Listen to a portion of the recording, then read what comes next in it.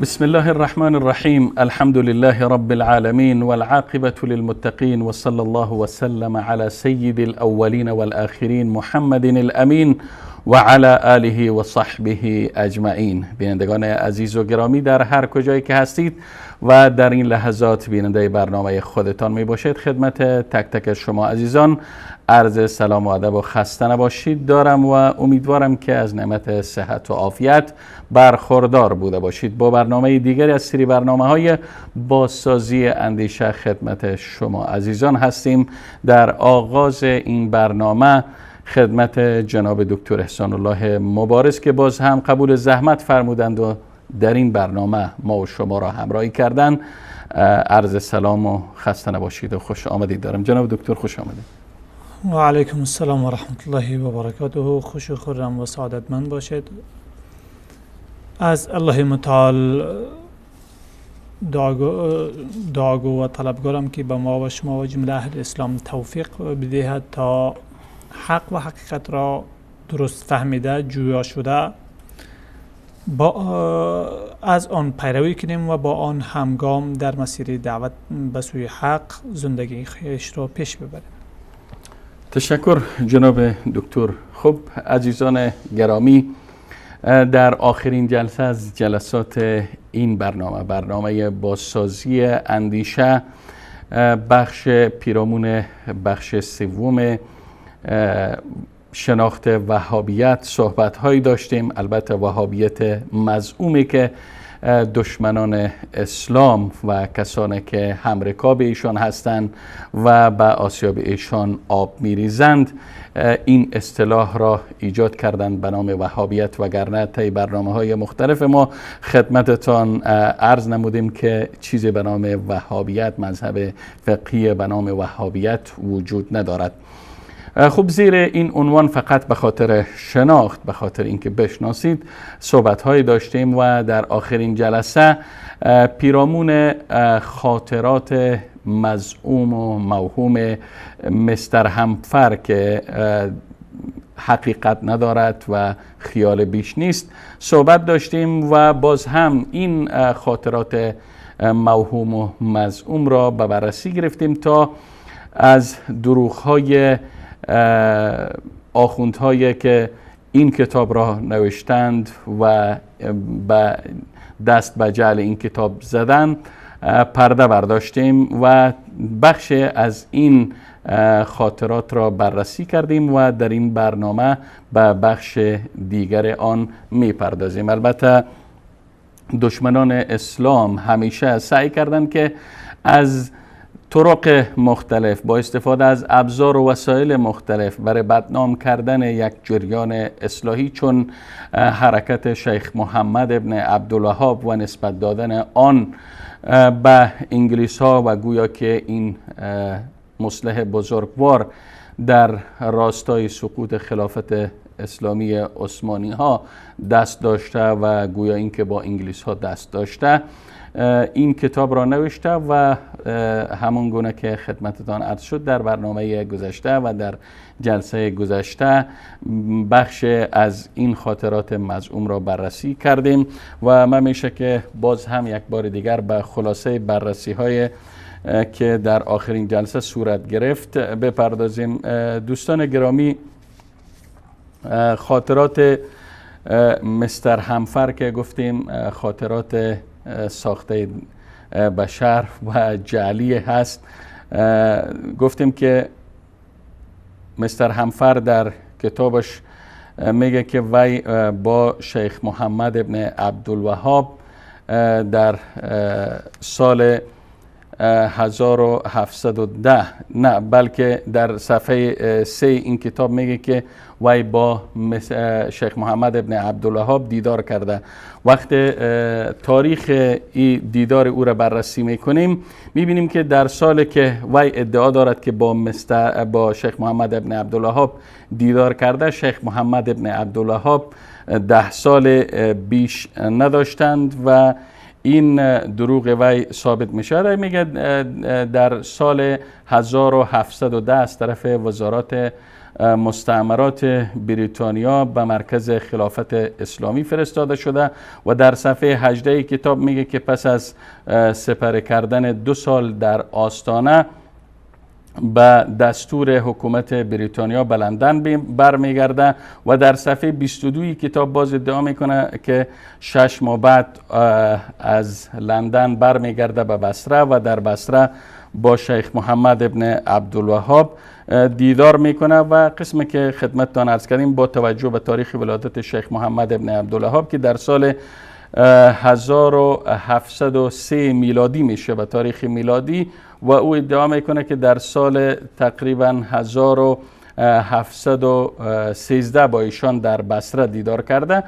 ثابت میشه که صحبتاش دروغ و کذب بیش نیست و وی در صفحه 100 کتاب هم ذکر میکنه که در سال 1143 هجری قمری شیخ محمد ابن عبدالوهاب دعوتش را آغاز کرد و این هم دروغ محض است، چرا که شیخ محمد ابن عبدالوهاب دعوتش را در سال 1157 زمانی که پدر بزرگوارشان از دنیا رحلت کردن آغاز کردند و در جلسه گذشته تا این نقطه رسیدیم و بحث را و بررسیمان را کنکاشمان را در ارتباط به کتاب مستر همفر، البته کتاب مزعوم و موهوم خاطرات مستر همفر ادامه میتیم و در خدمت جناب دکتر احسان الله مبارز هستیم. جناب دکتر بفرمایید.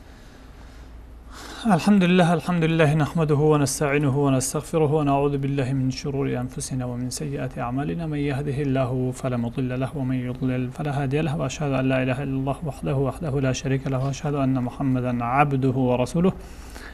اللهم صل على محمد وعلى آل محمد كما صليت على إبراهيم وعلى آل إبراهيم إنك حميد مجيد. اللهم بارك على محمد وعلى آل محمد كما باركت على إبراهيم وعلى آل إبراهيم إنك حميد مجيد. و بعد در برنامه گذشته راجع به تاریخ نوشته شدن این خاطرات و عصری که این گویا نویسنده خاطرات حالا انگلیس بوده، آیت الله مهدی کنی بوده، دیگرش بوده، شیرازی بوده، هر آن کسی از اینها بوده، یا که نماینده دیگرشان در لبنان بوده که جزی از احباش مهم نیست. بله. این چیزی است که در بعد بار دیگر بالای این خواهیم رفت. منتها عصری که این نویسنده در او میزیسته، عصری است که قسمی که در آغاز این یاد آور شده بود.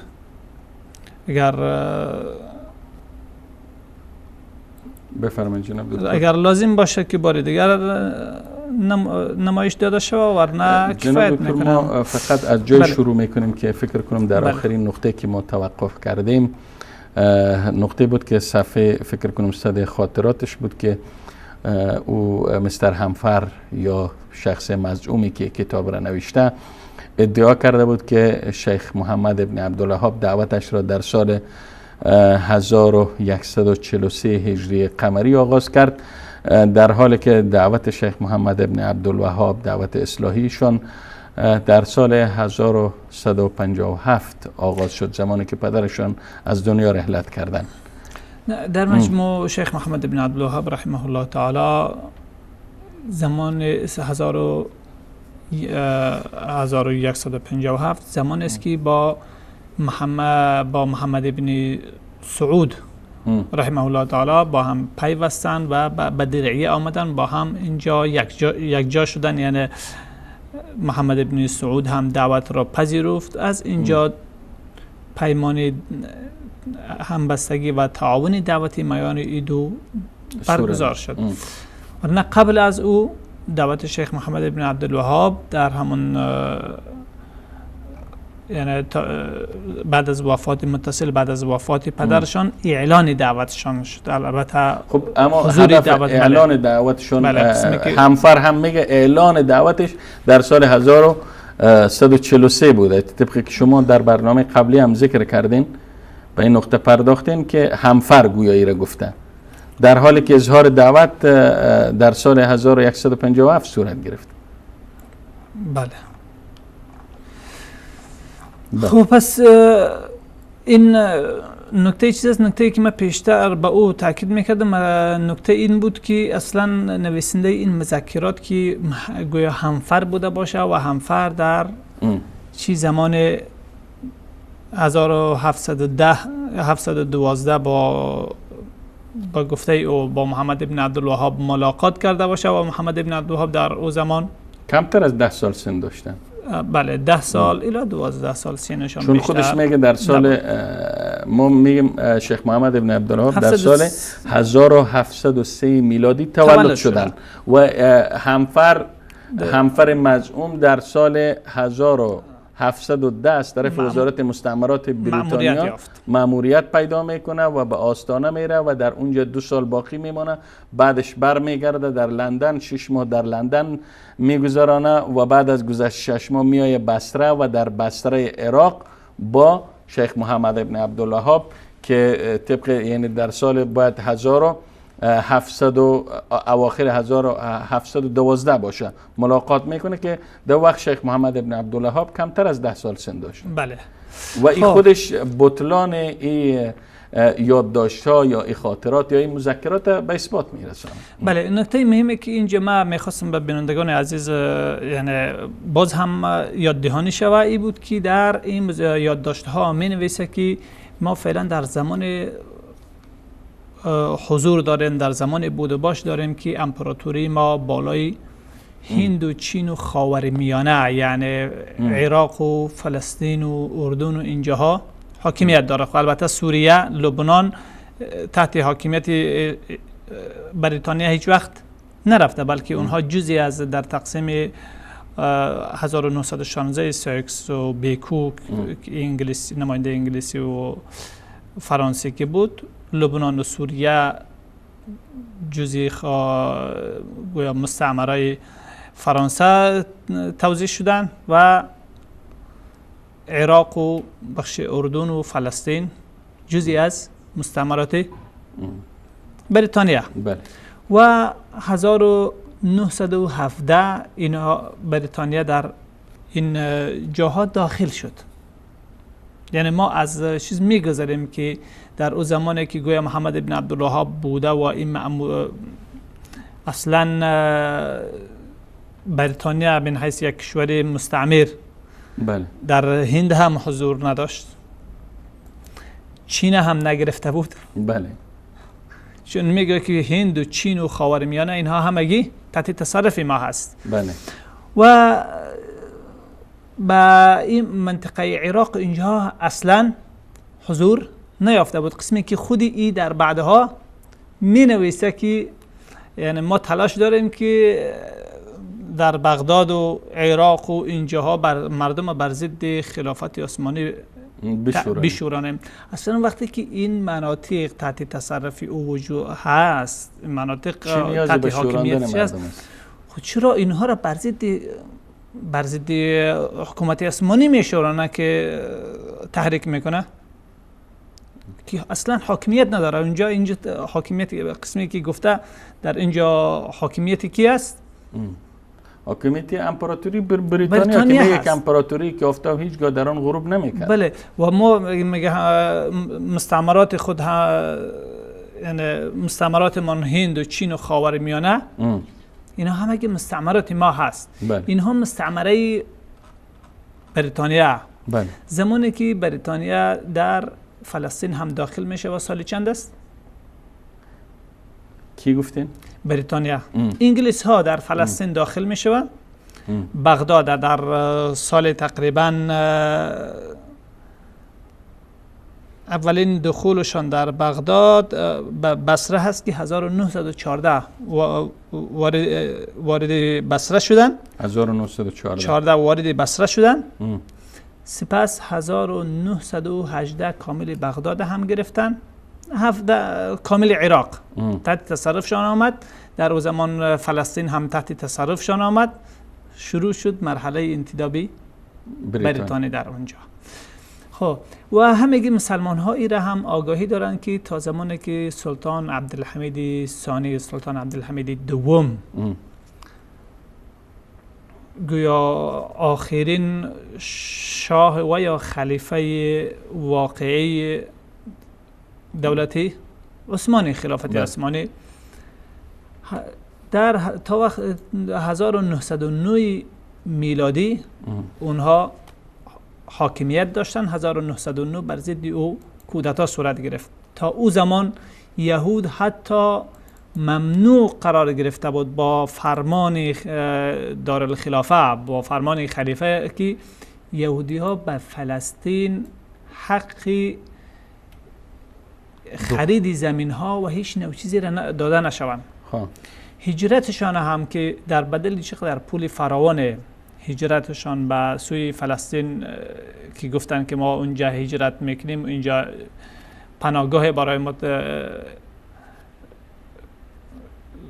گویا پناهگاه ما را به عنوان پناهگاه اینجا را برای ما بپذیر، او را هم نپذیرفته بود. سال چند بود؟ 1909 بالای سلطان عبدالحمید کودتا شد. 1909 بله. سلطان عبدالحمید که برایشان در جواب گفته بود که تا که عبدالحمید هست، بله، این خون است که آبای ما در بدل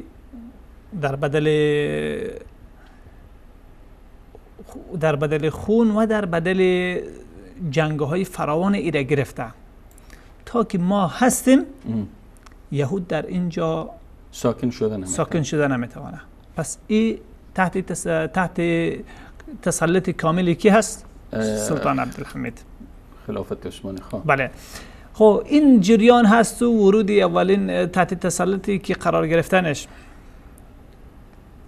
تحت تسلط بریتانیا، انگلستان، سال 1917 و 1918 هست که بعد از سایکس بیکو این مربوط انگلیس شد. زمانی که کمال آتاتورک در ترکیه مصروف کارهایشان بودن و دیگر چیزهایی که داشتن و ترکیه مربوط به روس توزیع شده بود، باز جمع آوری کرده او را به کمال آتاتورک دادن تا که ترکیه امروزی را. بله، ترکیه امروزی، تا که نماینده ایشان در به جای خودشان نماینده بهتر باشه. خب به هر حال این زمانی که انگلستان یا بریتانیای کبیر، قسم تعبیری، بالای فلسطین و خاورمیانه حاکمیت داره، تحت استعمارش هستند، زمانی است که 1792 سال وفات شیخ محمد ابن عبدالوهاب است. زمان است که محمد ابن عبدالوهاب 120 چند سال از وفاتش گذشته، 125 تا 126 سال از وفات او گذشته. حالا این نویسنده مذکرات همفر، خاطرات همفر و این جاسوس انگلیسی که محمد ابن عبدالوهاب آماده میکرد، در عصر محمد ابن عبدالوهاب میزیسته یا در عصر حاکمیت بریتانیای کبیر بر خاورمیانه، هند، چین و اونجاها که ابتدای تسلطش در اونها 125 تا 126 سال بعد از وفات او هست. حالا در او زمان میزیسته و یا در این زمان؟ جای تعجب است. بله. خب محمد ابن عبدالوهاب از قبرش زنده کرده، تربیه میکرده برای این کار، یا اینکه کدام نامی دیگری را با او مشکل هم همینجا جناب دکتر که اگر انسان‌های منصف، انسان‌هایی که دنبال حقیقت می‌گردند و انسان‌هایی که حتی امروز ادعای روشنفکری میکنن، ادعای فهم میکنن، ادعای ازیره میکنن که ما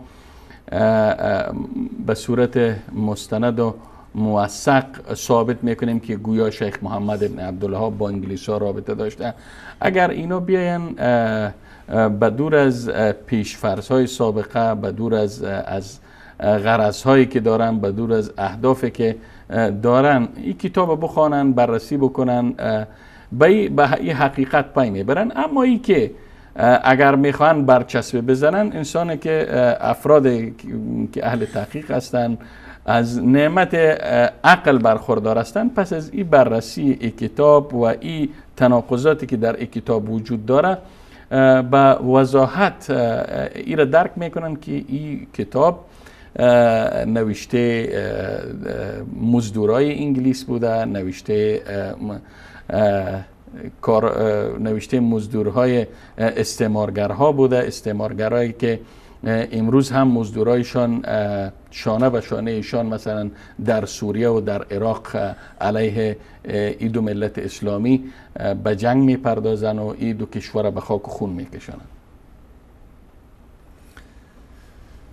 به هر حال این واضح است و اگر برای انسان عقلمند و خردمند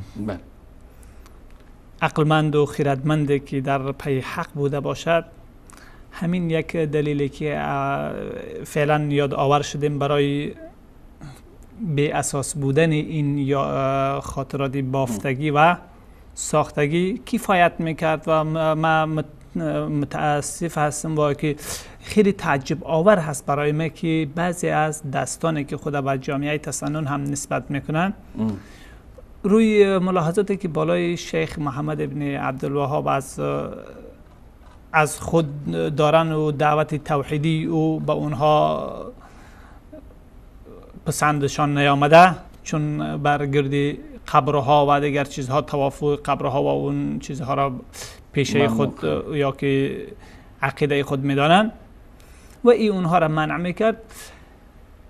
اقل شی ای را از اینها گرفته به چاپ رسانیدن و در خوانش یا چیزی از تبلیغات نشر این کتاب شدن بدون اینکه اندکترین عقل خود به کار باندازن. یعنی عقل اندکترین با اندکترین معیارهایش که به کار انداخته شود، یک شخص درک میکنه که شخصی که یادداشته های خاطرات در قرن 20 هجری می نویسه به هیچ وجه کسی را آماده نمیکنه که در قرن 18 هجری از دنیا رفته. قرن 17 میلادی، قرن 17 میلادی ببخشید که هجری گفتم، قرن 18 میلادی تقریبا. بله قرن 18 میلادی، بیشتر از شیخ محمد بن عبدالوهاب میگن هدف. بله در سال 1792 در اواخر قرن 18 از دنیا رحلت کردن. بله و این نفری که خاطرات می نویسه و این را بیان میکنه که افشاگری میکنه که این کاری کرده تا او را آماده بکنه بر ضد جامعه اسلامی و برای شکستن پیکر امت اسلامی، کسی بوده که در قرن 20 هجری میزیسته، یعنی بعد از مرحله که تقریبا مرحله سقوط دولت عثمانی هست. و جالب این است که زمانی که بریتانیا بالای فلسطین وارد میشه و زمانی است که اصلا خلافت عثمانی وجود نداره. حالا این جاسوسی بزرگ برای در هم شکستن حکومت عثمانی، خلافت عثمانی و این حکومت هایی که تقریبا از نیم قرن به پیش، یا که بگیریم کم از کم بعضی هایشان نیم قرن میشد که سقوط کرده بود. مثلا مصر در 80 چند سقوط کرده بود، به دست 1882 تحت تصرف بریتانیا رفته بود. و این زمانی که یادداشت نوشته، یعنی بعد از تقریبا 40 سال بعد میشه و یا که 36 سال بعد یادداشت نوشته، علی الاقل 36 سال بعد. خب پس این زمان خلافت عثمانی اصلا وجود نداره، چون در 1909 سلطان عبدالحمید اختطاف شد. سپس خلیفه بنام خلیفه بود تا اینکه حزب اتحاد و ترقی، حزبی که کمال اتاتورک سیکولار و بیدین جزئی از اعضای او بود و در بعدها به حد رهبریت او رسید. او خلیفه‌ای که بنام خلیفه او را گذاشته بودن، او را هم در 1924 از میان برداشت، 22 و 24 از میان برداشت و را هم لغو کرد. تمام چیزا را دیگر نامش هم باقی نماند. خب و ترکیه را به صفت یک ترکیه لادین و بیدین اعلان کرد. یعنی به او حساب روس ها و انگلیس ها و اینها ترکیه را به کمال آتاتورک گذاشتن، به جای خود او را بهتر دیدن برای این کار. خب به هر حال گفتیم در این زمانی که گویا این مذکرات غالبا این خاطرات نوشته شده باشه، زمانی که اونها با در اون زمان اصلا خلافت عثمانی وجود نداشته، وجود نداره. خب پس این دیگر ورطه‌ای که در اون نمیدانم که با کدام معیار عقلی میتوان این را حل کرد یا که با انسان هایی که پشت دلیل میگردن و میخوان از روی دلیل و حجت و برهان به نتیجه برسن، البته با ذکر چند دلیل و چند نشانه انشاءالله قناعتشان حاصل شده و فکر کنم حتی کفایت میکنه که افرادی که باورمند به یادداشت‌های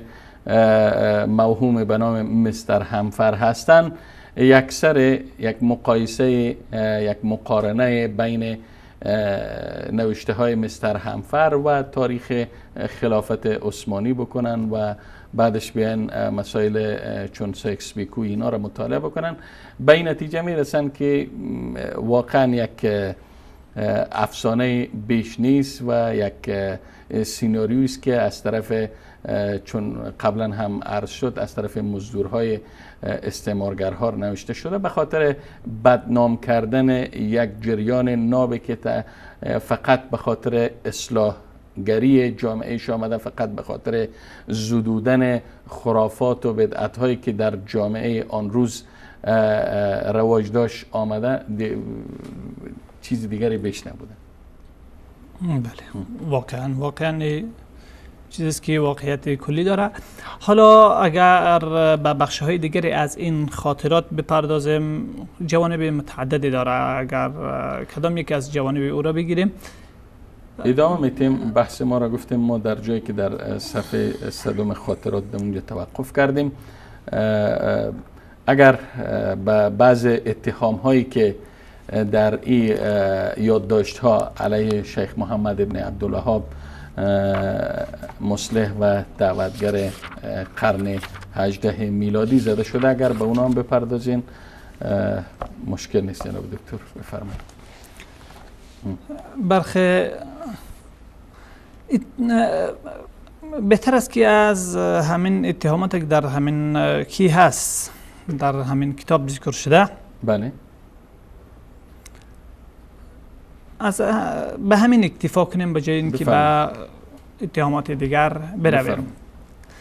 اصلا در این کتاب که قراره که میگوین شست یا نشان تشیع و تشیع رافضی خیلی ها روشن و واضح هست که این یک مطلبی هست که باید بررسی شود که در پیرامون این کتاب پیوسته این نوشته با مهر قرار دادن یا سپر قرار دادن نام محمد ابن عبدالوهاب و عدم احساساتی بودن ای در میان بسیاری از طبقه های سنی صوفی و غیره، بالای امیرالمومنین عمر ابن خطاب رضی الله تعالی عنه، امیرالمومنین معاویه ابن ابی سفیان رضی الله تعالی عنه، تمام حکومت های بنی امیه و بنی عباس و دیگر حکومت های اسلامی، تمام حکومت هایی که در نزد مسلمان ها در تاریخ اسلامی گذشتن، بالای تمامشان به نوع اتهامات و توهین های وارد کرده و پی هم تاکید میکنه که این کتاب یا چیز مذهب حق و آیینه که اصلا از محمد مصطفی صلی الله علیه و سلم مانده، آیین تشیع، دین تشیع هست و مذهب تشیع هست، اونها بر حق هستن، لیکن سنی ها بیشتر بودن و حق از اونها را گرفتن. این مطالب اگر کسی یادداشت‌ها و خاطرات دقیق مطالعه کنه و از عقیده اهل سنت و اهل تشیع معلومات همه جانبه داشته باشه، واضح پی میبره که در این کتاب به شکل از اشکال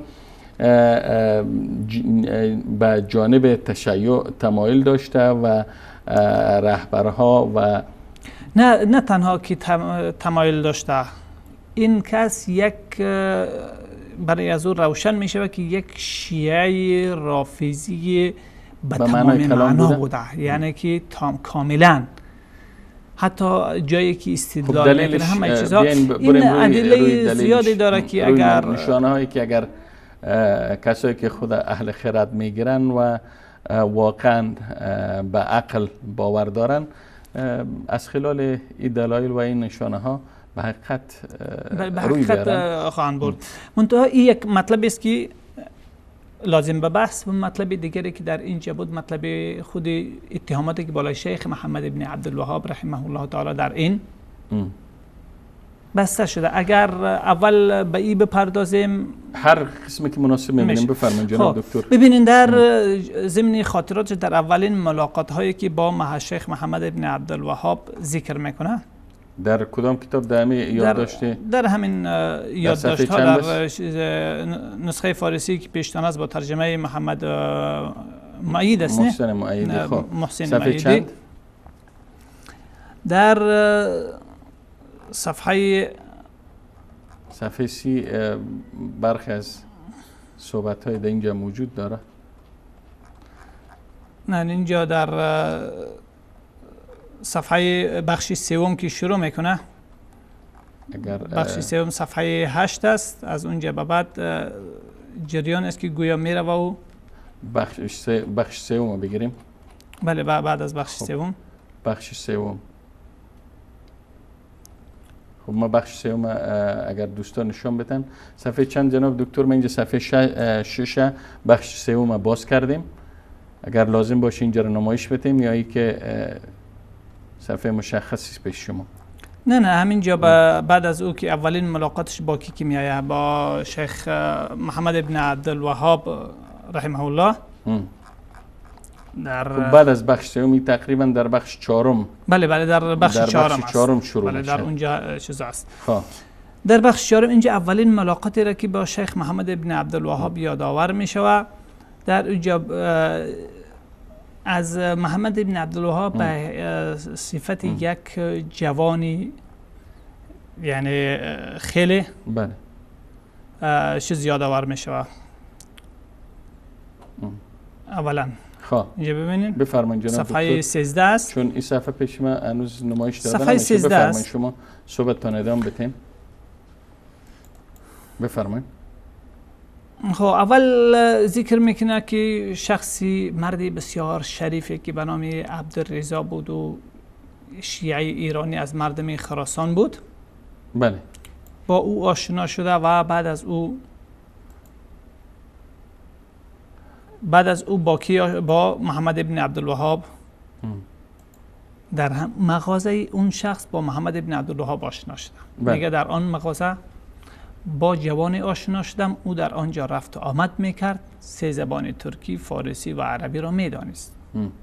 این جوان در سن 10 سالگی به این 3 زبان مسلط بوده. در سن 9 سالگی یا 10 سالگی باید که چون واضح شد که مستر همفر وقتی اونجا میره، یعنی سال 1710. بله، خودش در سال در قرن 700 در قرن 20 میزیسته و مأموریتش در قرن 18 اوایل قرن 18 بوده و 1712 با کی ملاقات کرد یا 713 در بصره با جوان در اون هم در دکانی که در مغازه شخص شیعه ایرانی به نام عبدالرضا در بصره میگه که این شخص که 3 زبان ترکی، فارسی و عربی را میدانست و شیخ محمد ابن عبدالوهاب رحمه الله تعالی با تمام چیزهایی که از او هست، نه زبان غیر از عربی، نه زبان ترکی میدانست و نه زبان فارسی یاد داشت و هیچ نشان از معرفت او، آشنایی او با این زبان ها وجود نداره. حتی در اواخر عمرشان. در ضمن ده ها نامه‌ای که به مختلف اماکن مختلف و به سرزمین های مختلف اسلامی داره، هیچ یکی از اونها به زبان ترکی یا به زبان فارسی یادداشت ندارن. اگر به اینها آشنایی میشد، آشنا می بود در ضمن کارهای تخریبی خود که قسمی که میگوید حتما به از او زبان ها هم استفاده میکرد. تنها در بادیه نجد خود محصور نمیکرد تا اینکه رساله های به عربی بنویسه و این برنامه دعوتی او در بیرون هم بله رشد میکرد. باید برنامهش بسیار بزرگ و گسترده تر از عموما کسایی را که جزیره العرب می بود. بله. و لازماً که در او زمان زبان ترکی زبانی رسمی دولت عثمانی بود و باید به زبان ترکی هم کتاب های می داشت، به زبان عثمانی که امروز زبان عثمانی معروف است. که در منطقه نجد که در او زمان تحت تسلط دولت عثمانی نبود، در یعنی تقریبا 20 سال بعد از وفات 20 سال الی 20 چند سال بعد از وفات از اونها به چیز رفته. بعد از وفات محمد بن عبدالوهاب رحمه الله در تحت تصرف دولت عثمانی رفت. خب او نبود. در سرزمین ایران و هند و افغانستان و بخارا که شامل تاجیکستان و ازبکستان و ترکمنستان و این مناطق میشه و در تمام از اینها زبان رسمی فارسی بود. باید برای رشد نفوذ انگلیس در این مناطق باید که با فارسی چیزهایی می داشت. بله. علاقل نه اگر این واقعیت می داشت یا اقل شی برای رشد دعوت خود، نشر دعوت خود یک چیز به زبان فارسی و به زبان ترکی هم می داشت و از طریق حجاج توزیع می شد. اما متاسفانه که چنین چیزی نداشته، ورنه آنها زودتر بیدار می شدن از اینکه بعد از مدتها بعد آثار علمی و دعوتی و توحیدی این شخصیت بزرگوار ترجمه شده و اقطار مختلف رسید. خب در جای دیگر جناب دکتر اگر ببینین میگه در بصره شیعه و سنی با هم دیگر برادروار زندگی میکردن. پیش از این میگویم بسیاری از مردم بصره به فارسی و عربی سخن میگویند و بسیاری هم ترکی میدارند و میگه محمد ابن عبدالوهاب جوان آزاداندیشی بود و تعصب ضد شیعه نداشت، در صورتی که بیشتر اهل تسنن تعصب ضد شیعه دارند.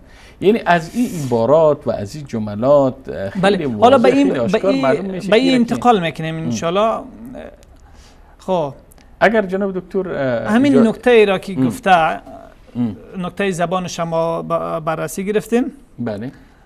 دوم ای که پیش از اینکه جناب دکتر اگر اجازه بدیم به نقطه دوم بریم، یک میان برنامه کوتاه را همراه با بیننده های عزیز و گرامی میبینیم و بعدش انشاءالله برمیگردیم به استودیو و موضوع بررسی یادداشت های موهوم و مزعوم مستر همفر را با هم پی میگیریم. بالمصطفى فلتنعم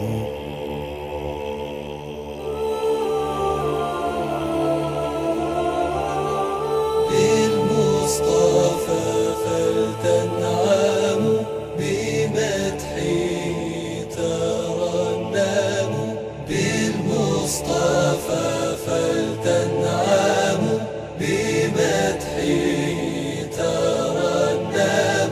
أحلى الورى طه حبيبي صلوا عليه بالمصطفى فلتنعموا بمدحه ترنموا بالمصطفى فلتنعموا بمدحه ترنموا أحلى الورى طه حبيبي صلوا عليه بالمصطفى فلتنعموا بمدحه ترنموا أحلى الورى حبيبي صلوا عليه. هو رحمة للعالمين وأجل كل المرسلين، الصادق الوعد الأمين. صلوا عليه. صلوا على رسول الله خير العباد. صلوا على رسول الله خير العباد. أحلى الورى طه حبيبي صلوا عليه.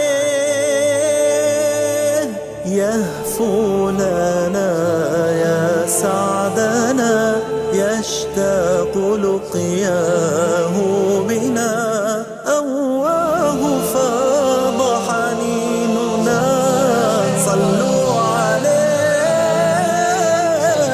على رسول الله خير العباد. صلوا على رسول الله خير العباد. أحلى الورى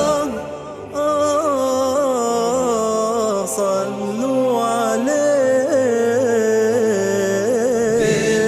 بالمصطفى فلتنعم، بمدحه ترنم. أحلى الورى طه حبيبي صلوا عليه. بمحمد قلبي أضاء، يا رب فامن باللقاء. من حوضه أرجو ارتواء بين يديه. صلوا عليه. على رسول الله خير العباد. صلوا على رسول الله خير العباد. صلوا على رسول الله خير العباد. صلوا عليه.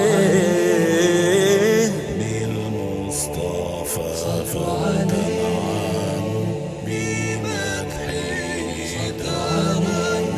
صلوا على رسول الله خير العباد. صلوا على رسول الله خير العباد.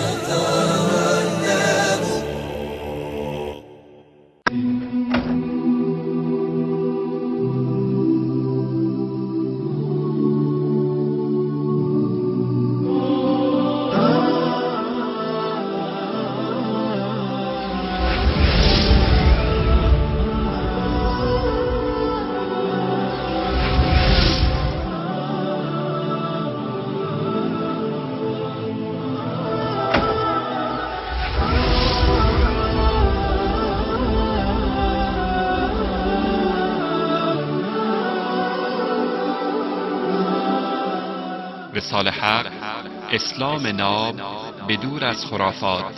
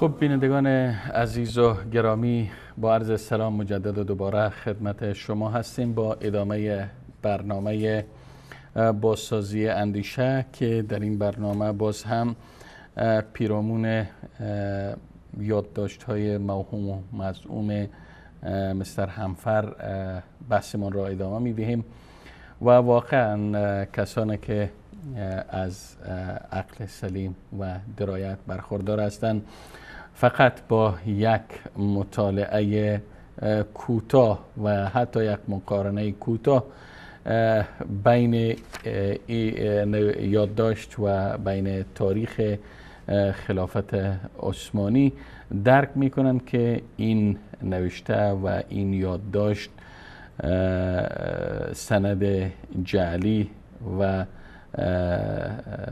کار عده از مزدوران استعمارگران بیش نیست. جناب دکتر احسان الله مبارز قبل از میان برنامه داشتند به نقطه‌ای که گویا مستر همفر در بصره با جوان آشنا میشه که با 3 زبان، با زبان عربی و زبان ترکی و زبان فارسی مسلط است و این شخص نامش محمد ابن عبدالوهاب است و این شخص تعصب علیه تشیع نداره.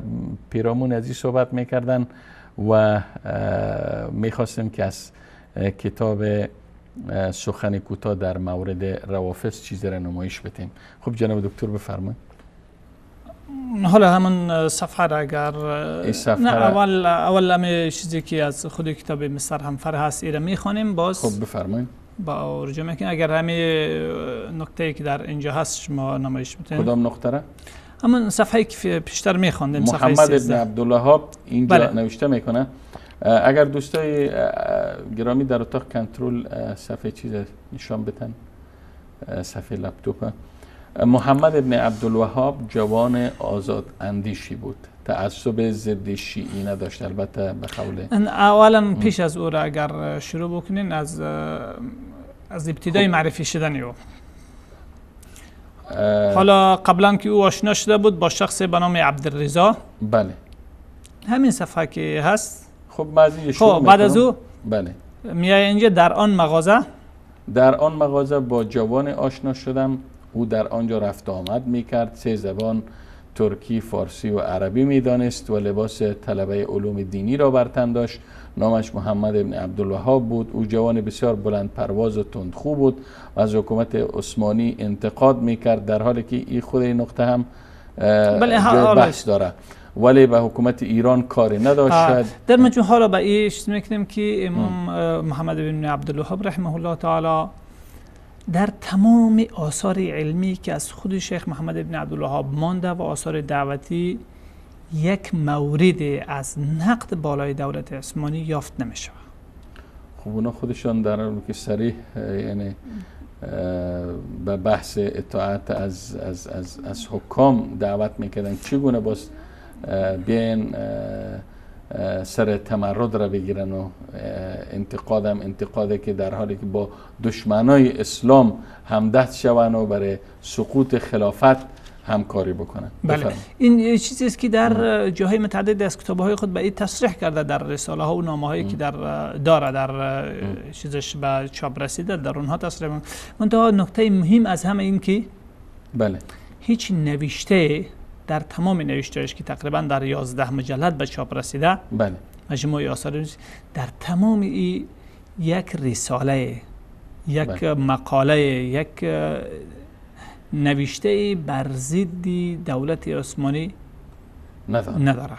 اگر انقدر انتقاد میکرد که از آوان بچگی خود انتقاد میکرد، بله از خود. بله. خب پس پیش از اینکه بقیه دعوت خود شروع بکنه باید که چندین نوشته های راجع به او می داشت. نکته دوم، ولی به حکومت ایران کاری نداشت. برعکس نوشته های متعددی در نقد تشیع رافضی و تشیع صفوی داره و همچنان در موارد متعددی که در ضمن کتابهایش آمده هم به نقد این دیدگاه اینها و انحراف اینها بارها و بارها چی کرده؟ تصریح کرده.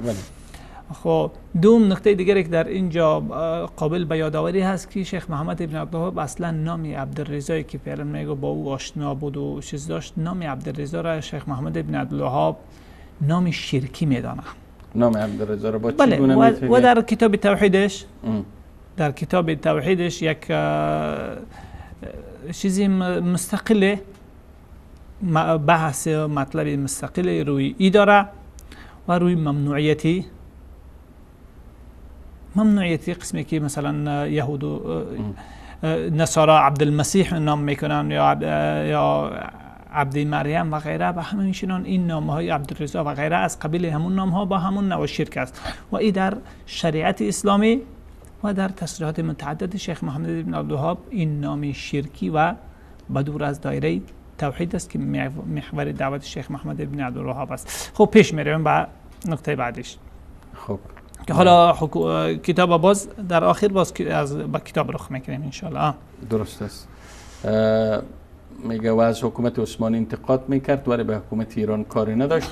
شاید دلیل دوستیش با صاحب مغازه عبدالرضا این بود که هر دو از خلیفه عثمانی ناراضی بودند. نمیدانم این جوان سنی مذهب از کجا زبان فارسی را آموخته بود و چگونه با عبدالرضا شیعه آشنا شده بود، گرچه این مسائل شگفت‌آور نبود، زیرا در بصره شیعه و سنی با همدیگر مانند برادر برخورد میکنند.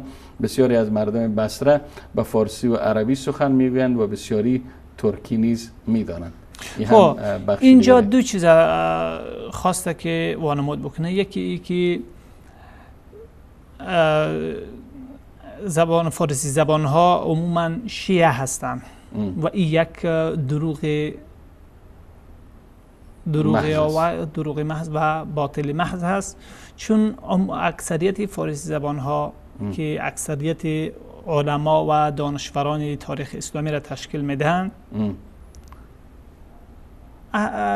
از اهل سنت هستند و تا به زمان استبداد صفوی ها که اکثریت اهل سنت و علمای اهل سنت را تحقیق ساخت، باقی را مجبور کرد که یا تشیع افراطی رافضیگری را، یعنی تشیعی که در 100% در دشمنی با اسلام قرار داشته باشه، یا او را بپذیرن یا این که حکمشان و انجامشان تحقیق رفتن هست و به انواع و اشکال مختلف شکنجه ها و در داغ کردن در دیگ روغن و دیگر چیزهایی که اونها داشتن. خب به هر حال خودی بحث این یک نکته که این باطل هست و عموما فعلا ما در افغانستان، در تاجیکستان، حتی در ازبکستان، قزاقستان، قرقیزستان فارسی زبان‌هایی که داریم و امروز هم فارسی زبان تعداد فارسی زبان‌های اهل سنت به مراتب بیشتر از شیعه هاست. بله در مجموع بیشتر هستند، با مراتب بیشتر هستند و این یک چیزی است که مسلم بهی است. بله. نکته دوم در اینجا که یادآور شده که در اونجا اهل مردم بصره شیعه و سنی با همدیگر مانند برادر برخورد میکردن. خود درست است که هرگاه مسلمان ها در نقطه حاکم بودن بالای اقلیت های غیر مسلمان ظلم و استبداد ندارن، اونها را شکنجه نمیکنن، با اونها تعامل و رفتار اسلامی خوب دارن. قسمی که تشیع در طول قرنها زیر حاکمیت مسلمان ها بهترین ایام زندگی خود و فعلا هم شیعیانی که در عربستان سعودی هستن، شیعیانی که در دیگر کشورهای اسلامی هستن، از حقوق امتیازاتی کافی و وافی برخوردار هستند که حتی بسیاری از شیعیان در ایران برخوردار نیستند. یعنی این از حقوق چیز از حالا در بالای بعضی نکته‌های اون انتقادی یا ملاحظه‌ای باشد، ولی در عموم این برگرفته از تعلیماتی دین است، دین مبین اسلام است. اما با وجود همه اونها را قسمی که مثلا ذمی غیر مسلمان در یهودی یا نصرانی غیر مسلمان در کشور اسلامی یا هندو حقوقش مراعات میشه، با او رفتار خوب صورت میگیره، با او حسن به معنی تعامل نیست که با برادر نمیتونه، بلکه او زندگی مسالمت آمیز گفته میشه. و همچنان عموم اهل سنت، کسی که صحابه پیغمبر، عموم صحابه پیغمبر کافر میدانه، بالای مادر مؤمنان عایشه صدیقه رضی الله تعالی عنها حد که حرمت میکنه، با زبان درازی میکنه، بالای قرآن کریم به تحریف قرآن کریم باورمند هست، چون خمینی و محسنی، آصف محسنی و اینها و عموم شیعیان که هست، با عدم امانت رسول الله صلی الله علیه و سلم و عدم ادای درستی رسول الله صلی الله علیه و سلم در تبلیغ رسالت عقیده داشته باشه، تمام اینها را کافر میدانند و هیچ نوع ترددی در کفرشان ندارند. این بدور از این هست که با اونها چگونه تعاملی اجتماعی دارند. و میرویم همین نکته را باز بعد از سطر بعدی میرویم از کتاب شیخ محمد ابن عبدالوهاب میخوانیم. کتاب بله، محمد ابن عبدالوهاب جوانی آزاداندیش بود. خب ما دوباره برمیگردم. محمد ابن عبدالوهاب جوان آزاداندیشی بود. و این بر خلاف آنچه که در اینجا گفته، فعلا در رسانه‌هایشان چی تبلیغات میکنن؟ نه چیز دیگریش دیگه.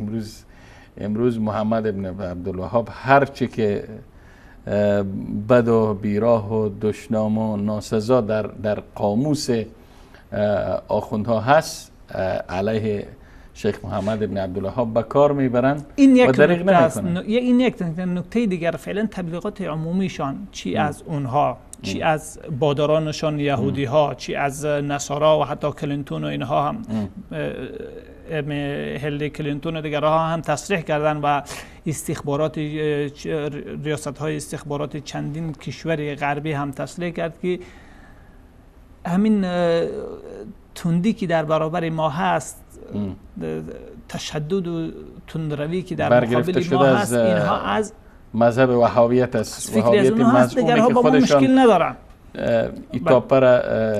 حالا او آزاداندیش بود یا افراطی بود؟ اگر آزاداندیش بود خب افراطی نیست، به این معنا که افراطی نیست و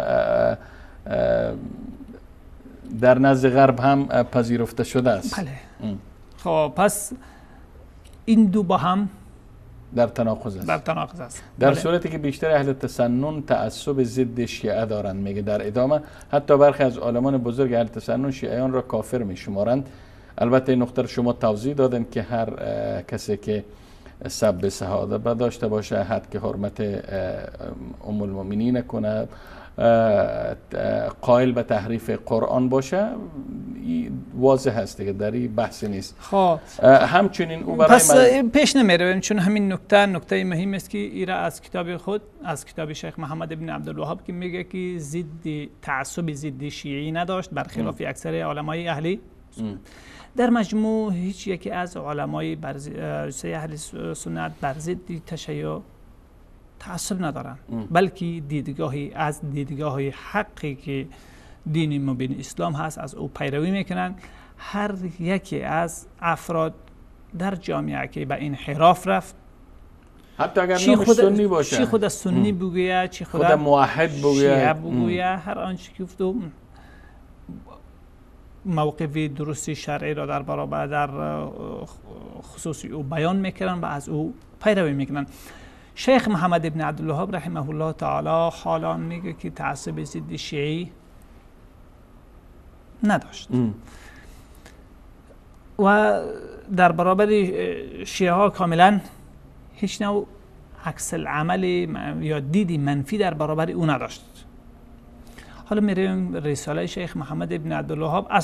البته مراد از اینجا که ما تشیع میگوییم نیست که چون ما مسلمان ها علی رضی الله تعالی عنه را دوست دارن، اهل بیت را دوست دارن، با اونها محبت دارن، محبتی از اونها را در محبت اهل بیت جناب در محبت علی رضی الله عنه هیچ مسلمان شک نداره و هیچ نه، این جزئی از اصول ایمان ما هست، جزئی از اصول ایمان ما هست. امروز میان روافض، امروز میان کسایی که دین جدید ساختن، اونا میان داد از حب آل بیت میزنن، داد از پیروی از اهل بیت میزنن. این دروغ بیش نصیر همه میفهمن که اهل بیت و راه و روش آل بیت چگونه بود و راه و روش آخوندای امروز چگونه است. در هیچ کس فکر نکنم که شک داشته باشه. خب بله. ادامه بدین جناب دکتر. حالا همین کتاب میریم کتاب شیخ خب محمد ابن عبدالوهاب دارن که عزیز در اتاق کنترل احمد جان اگر لپتاپ ما رو نمایش بدین. خب این کتاب سخن کوتاه در مورد روافض، بین قوسین شیعیان صفوی هایی که آمدن ایران به زور و شکنجه و به کشتارهای دست جمعی که برای انداختن از مذهب تسنن به تشیع صفوی و رافضه گری کشانیدند. خب بفرمایید. بله. اینجا کتابی دارن در عربی به نام رسالت فی الرد علی الرافضه و ترجمه فارسی از او اینجا نمایش دادن، سخن کوتاه در مورد روافض. بله، در شیعیان مورد صفوی. روافض چیز شده. خب این کتابی است که در صفحه 89 این کتاب اگر شما صفحه 89 بله ما صفحه 89 رو نمایش میدیم. صفحه 89 بفرمایید جناب دکتر. در صفحه 89 این کتاب شروع میکنه از بعد از بررسی مطالب ابتدایی. صفحه غلاف کتاب نشان دادین؟ بله دوباره نشان دادم. بله. در صفحه 89 این کتاب اگر صفحه قبلش بریم یا صفحه؟ نه 89 که در ابتدا مسئله امامت و چیزها را بحث میکنه. نفی ذریه حسن. فکر کنم اینجا از ما PDF از فضیلت و برتری علی از دیدگاه شیعه. ببینید کدام مبحث است بالضبط که ما بازش کنم. در مبحث اول وصیت و سفارش پیامبر صلی الله علیه وسلم صفحه 86 شروع میشه. پیش ما صفحه چند شروع میشه؟ پیش ما میبینم دکتر اگر لحظات سفارش وصیت و سفارش پیامبر در وصیت و سفارش پیامبر در صفحه 33 من لحظه نمایش میتونم. صفحه 33. خب پس نسخه که اینجا. خب بفرمایید جناب دکتر. خب در این وصیت و سفارش ما نمایش دوستای گرامی نمایش بدن جناب دکتر. بله اینجا آغاز میکنه از اولین دیدگاه تشیع درباره صحابه کرام. بله. درباره دیدگاه عقیدتی از اونها. وصیت و سفارش ما از آغازش باز کردیم. شما بله. نقطه معین اگر میخواسته باشین نمایش بدم. یعنی من هم نسخه شما پیش ما باز شد. بفرمایید. در ابتدای اینجا چندین نکته را که یادآور میشه و مطلبی که در اینجا ذکر میکنه. در پایان از اونجا بیاین صفحه بعدی. صفحه 34. بله. خب صفحه 34 میریم از صفحه 35 36 کدام صفحه جناب دکتر؟ صفحه انکار خلافت خلفای راشدین زیر این مبحث. بله نه زیر زمین در آخر همه صفحه. خب نص برای ما بتین کدام نص متن در عبارت من کنت مولاه. بعد از من کنت مولاه که ایره به بررسی میگیره. بله. همین صفحه بعدی وصیت و سفارش. صفحه چند است پیش شما؟ پیش ما صفحه 36. بله. از ابتدای 36 شروع میشه. بفرمایید. ببین شما عبارت بخوانین که من اینجا نمایش بدم. صفحه مطلب اونها که به پایان رسید. بله. ذکر میکنه ای برادر مؤمن. بله. نگاه کن به روایت این دروغگویان. یعنی صفحه 34 هست در پیش شما. بفرمایید. روایتی که ضعف و سستی الفاظ و بطلان مقاصدش بر ساختگی بودن آن دلالت میکند. بله. و غیر از عبارت من کنت مولاه هیچ یک از الفاظ آن روایت از پیامبر صلی الله علیه وسلم صحت ندارد. بله. و هر کس صحت این روایت را باور داشته باشد قطعا هلاک و بدبخت می‌گردد، چون به طور قطع در آن پیامبر معصوم متهم شده به دلیل آنکه، یعنی اولا اینجا بررسی میکنه که میگه این روایتی که دینشان بر او بنا کردن و این روایت کی حکایت میکنه در روضة الواعظین محمد ابن نعمان، نه کی محمد ابن قتال نیشاپوری. بله. و مفید هم حکایت میکنه و در کتاب های دیگرش که در حجة الوداع نبی اکرم جبریل پیش پیامبر اکرم صلی الله علیه و آله آمد و گفت الله تبارک و تعالی برای تو فرمان داده که برسانی که این بعد از تو علی خلیفه هست، جانشین تو علی هست. بله. رسول الله صلی الله علیه و آله به جبریل گفت برو و خدا بگو که اگه این کارا بکنه مردم چی میگه؟ نه مردم دشمنی پیدا میکنن باهاش.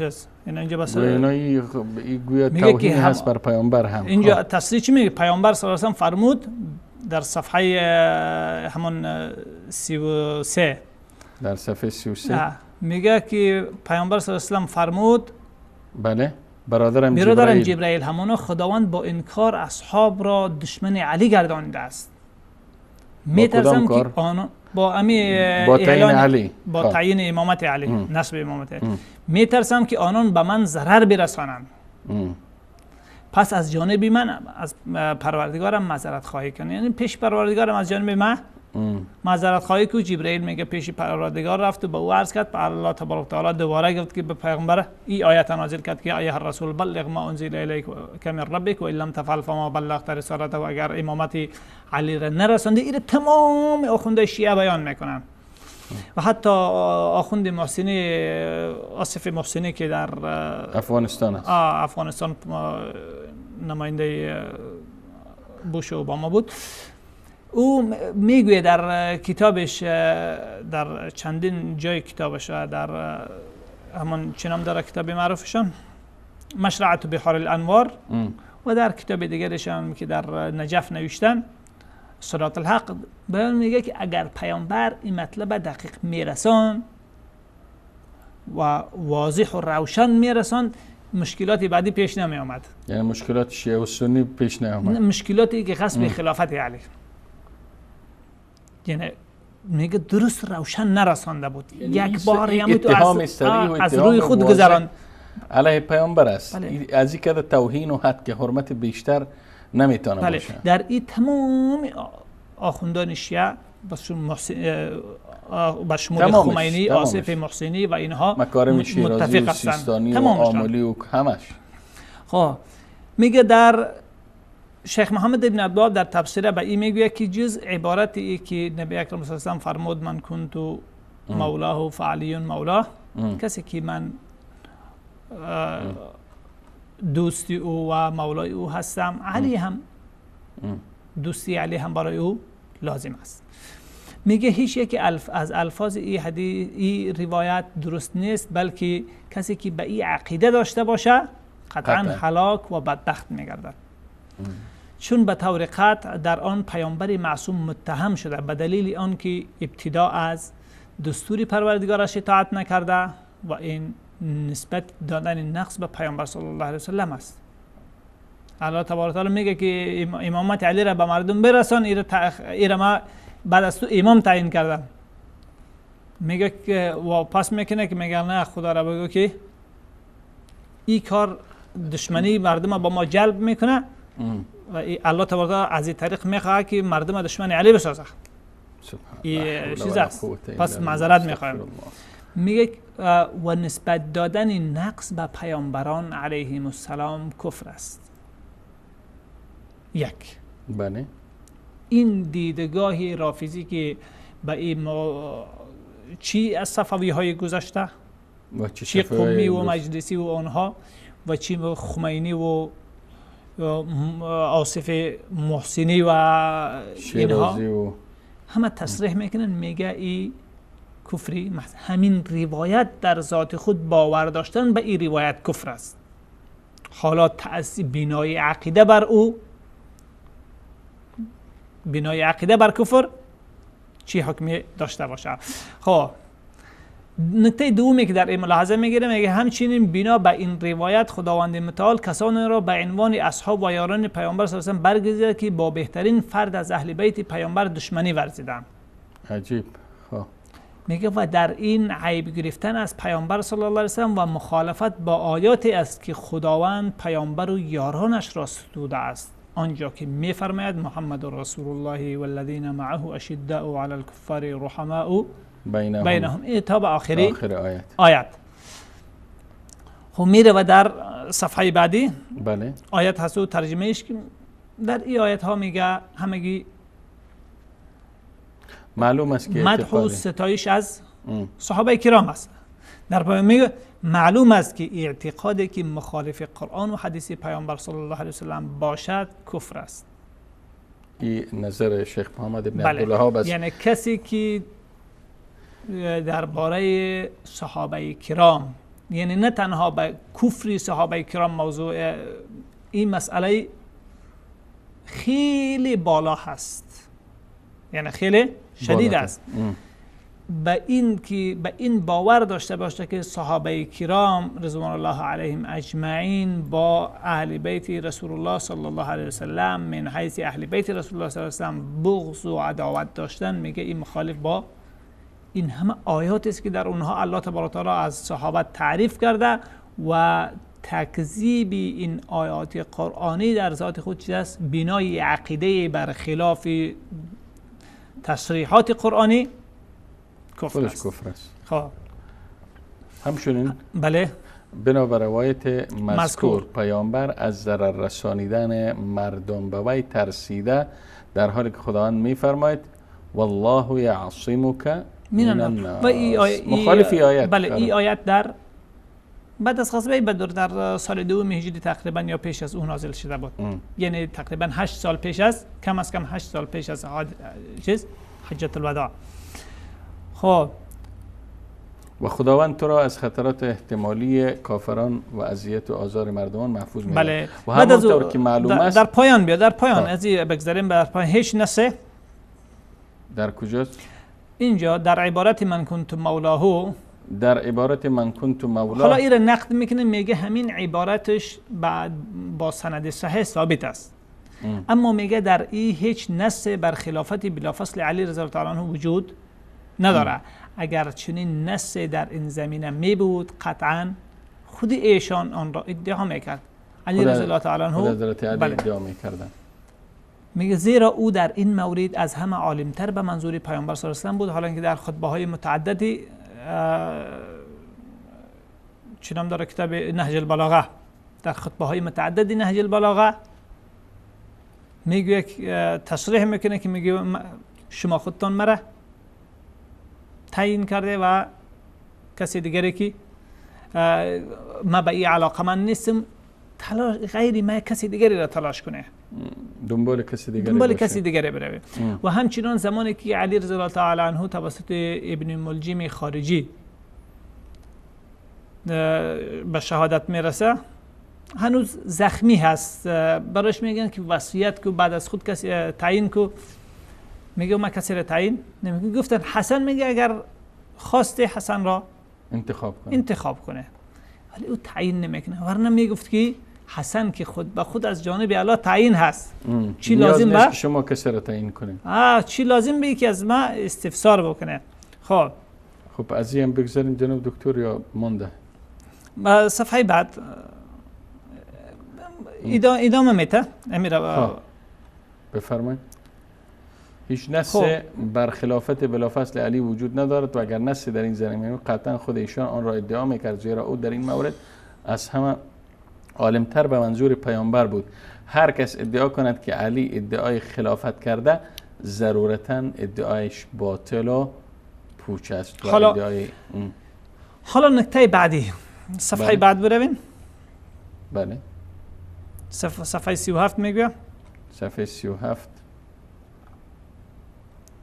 کجا بفرمایید؟ خب در آخر صفحه 36 گفته بود که و ادعای این که علی علم داشته به این که در مورد در فرموده پیامبر صلی الله علیه و نصب بر خلافت وی هست و ادعایش را به خاطر تقیه و بعضیا میگن که مصلحت مسلمان ها ترک نمود، ادعای بسیار باطل هست. خب اصلا اگر به حساب تقیه بماند که او جرأتی نداشت که حق بیان کنه و رسول الله صلی الله علیه و در زمانی که هیچ کسی با او نبود و این خودش توهین است بر علی این رضی الله شیعیان چی میگویه؟ این شیعیان چی قومی بسیار بده هستند که امامشان را به ترس و سستی و ضعف در دین نسبت میدهند، در حالی که او از شجاع ترین و قوی ترین مردمان بود. این اوصافی هست. خب اگر بعضی هایشون میگن که به خاطر مصلحت اسلام، وقتی که اونها مرتد شده بودن اسلام از بین برده بودن، پس کدام مصلحت؟ یعنی اگر فرزن ما قبول کنیم که حضرت علی رضی الله تعالی عنه به خاطر مصلحت اسلام سکوت اختیار کردن باطل پذیرفتن، پس شما که خودتان پیرو و فدایان حضرت علی میدانید، شما چرا این مصلحت رعایت نمیکنید؟ بله.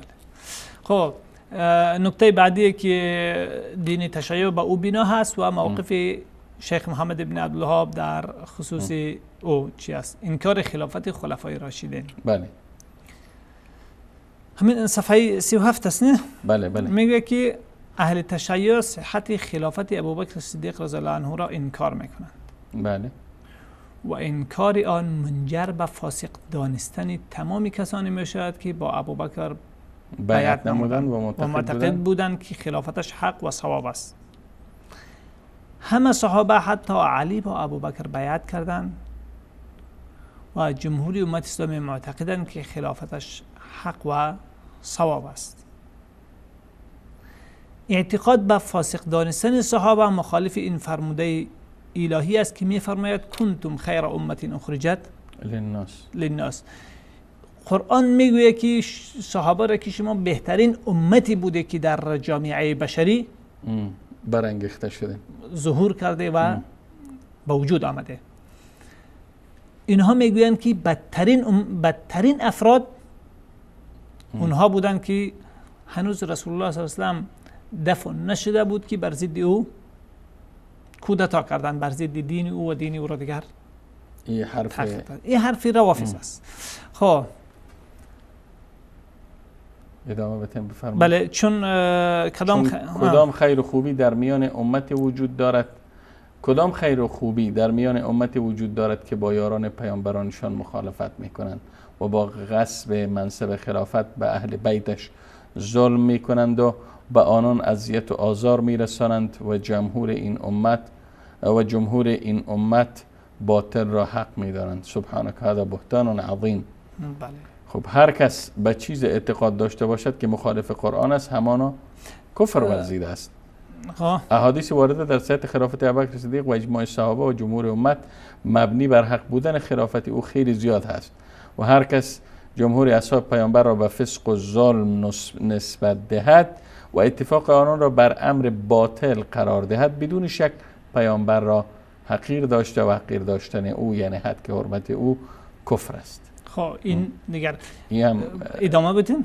دروغ و ساختگی های این قوم چقدر مسخره و پوچ است که فسق و گناه و طغیان و سرکشی را به جمهور اصحاب پیامبر نسبت میدهند، در حالی که خیلی آشکار و بدیهی است و عقل سالم دلالت دارد بر اینکه خداوند متعال تنها برگزیدگان و پاکان مخلوقاتش را جهت مصاحبت و همراهی بهترین بنده‌اش محمد مصطفی صلی الله علیه و آله و سلم و نصرت و یاری دینش انتخاب می کند و نقل متواتر مؤید این مطلب است. اگر یک ذره خیر و خوبی در میان این قوم رافضیان می بود درباره اصحاب پیامبر صلی الله علیه و سلم، اینجا دیدون میگه که یک ذره خیر و خوبی در میان این قومی که با صحابه دشمنی دارن نیست. اگر یک ذره خیر و خوبی می بود چی موقف می داشتن درباره؟ اصحاب پیامبر صلی الله علیه و آله و یاری کنندگان دینش جز خیر و نیکی چیزی نمیگفتن. جناب دکتر شاید چون همفر اگر واقعا همفر مزعوم او هم چون در سن 10 سالگی با امام محمد ابن عبدالوهاب ملاقات کرده و در وقت واقعا جوان آزاداندیشی بوده، کودک آزاداندیشی بوده و به این مسائل درک نمی‌کرده، بعدها فکرش تغییر کرده درباره شیعه. ولی جالبی هست که همفر در قرن 20 میزیسته و او در قرن 18 در اواخر قرن 18 وفات کرد و همچنان او در سن 10 سالگی در قریه و دهکده خود بوده، حتی به مدینه هم نیامده بوده.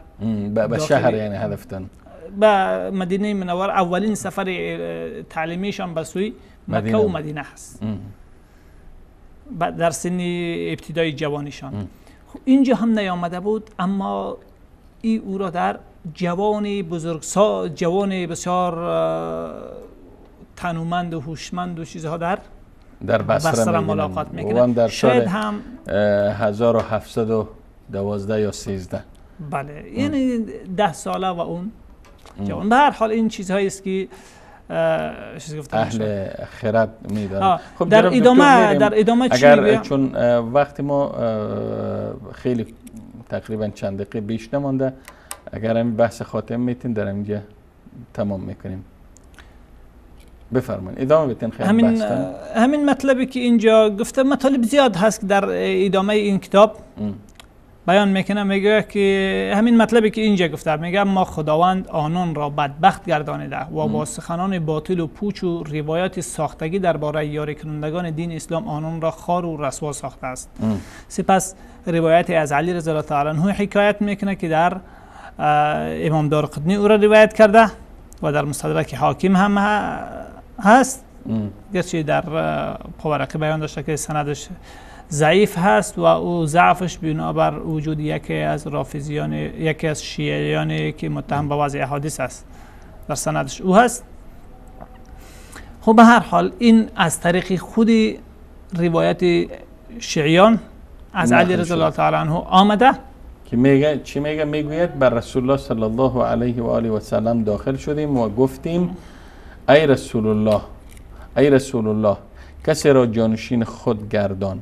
فرمود اگر خداوند خیر و نیکی را در شما ببیند بهترینتان را به عنوان خلیفه بر شما میگمارد. علی گفت خداوند خیر و نیکی را در ما دید و در نتیجه بهترینمان ابوبکر را به عنوان خلیفه انتخاب کرد.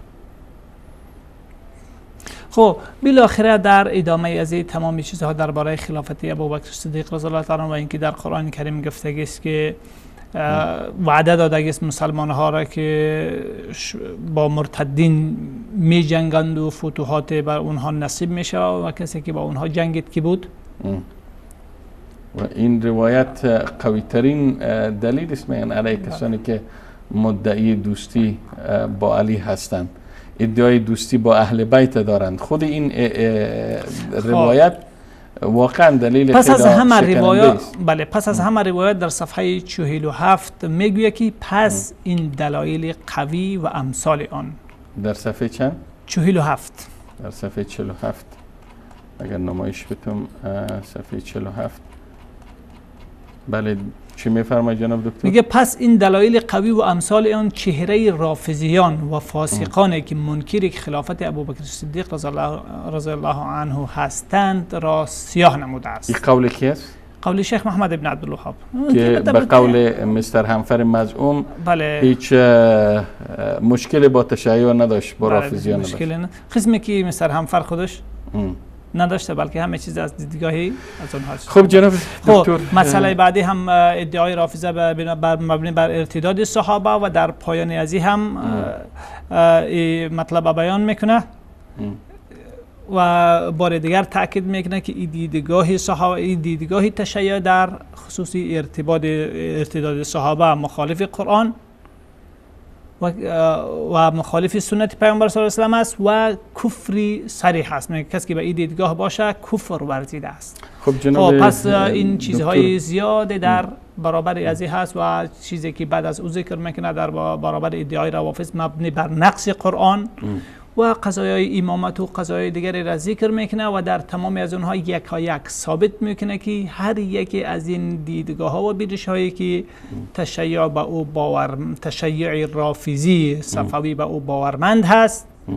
اینها ایمان انسان نقض میکنه و انسان از دایره ایمان و باور به دین مبین اسلام بیرون میسازه. پس نمیدانم اینجا خود بینندگان فیصله کنند که اون در موقف مثبت و نیکبینانه درباره تشیع کنونی داشته یا اینکه دیگره. وقت برنامه به پایان رسید جناب دکتر، از شما جهان سپاس و امتنان دارم و تا وقتی که حق و باطل وجود داشته باشه همیشه حق و باطل در کشمکش و درگیری با هم هستند و دشمنان دین و دین ستیزان و کسانی که خود را در لباس دین زده و علیه دین مبین اسلام فعالیت می کنند با استفاده از هر فرصت بر علیه رموز دین، بر علیه علمای دین، بر علیه وارثان انبیا، بر علیه اصلاحگران و جریان‌های اصلاحگری که ظهور میکنند، بر علیه از اونا توطئه و دسیسه میسازند و از هیچ فرصت دریغ نمی کنند و ما متیقن و باورمند هستم که با گذشت هر روز کسایی که به خاطر حفاظت حکومتشان، به خاطر حفاظت دولت آخوندی در ایران فعالیت میکنند همواره تلاش میکنند که با برچسب زدن و با اتهام‌های واهی و بی اساس دعوت شیخ محمد ابن عبدالوهاب را مخدوش کنند، اما یریدون لیطفئوا نور الله والله متم نوره ولو کره الکافرون.